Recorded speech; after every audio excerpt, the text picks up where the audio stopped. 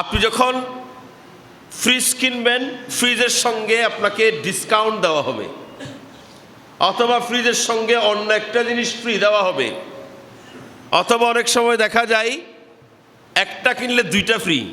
আছে না নাই? অফার, এগুলো অফার চলতেছে।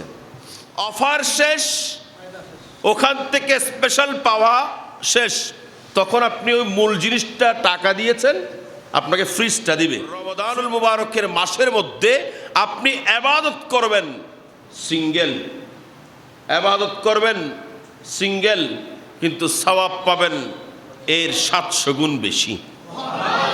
একটু বড় করে বলি, এটা কিনলে এটা ফ্রি, এটা কিনলে এটা ফ্রি, এটা কিনলে এটা ফ্রি। আছে না নাই? আছে।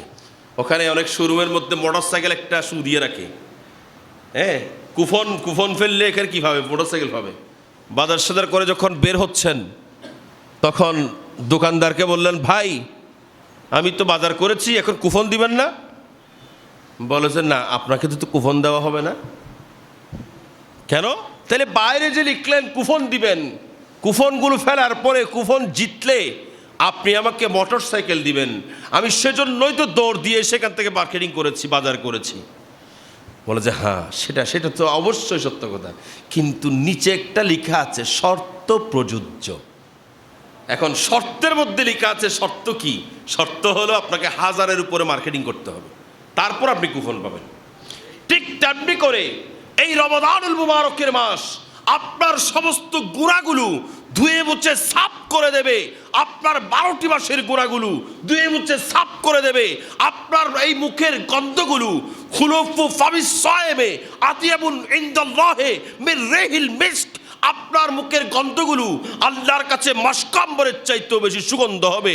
আল্লাহর পক্ষ থেকে আপনার জন্য একটা দরওয়াজা খোলা হবে, যেটা জান্নাতের দরওয়াজা হবে। দুনিয়াবি কোনো ঘরের দরওয়াজা নয়, দুনিয়াবি কোনো মহলের দরওয়াজা নয়, দুনিয়াবি কোনো শপিং মলের দরওয়াজা নয়, বরং আপনার জন্য জান্নাতের মধ্যে একটা দরওয়াজা খোলা হবে। ওই দরওয়াজার নাম হলো রাইয়ান, ওই দরওয়াজার নাম হলো বাবুর রাইয়ান। ওই দরওয়াজা আপনার জন্য স্পেশালি খোলা হবে, আপনি ঢুকার পর এটা বন্ধ করে দেওয়া হবে। কিন্তু কার জন্য? শর্ত প্রযোজ্য। কি প্রযোজ্য?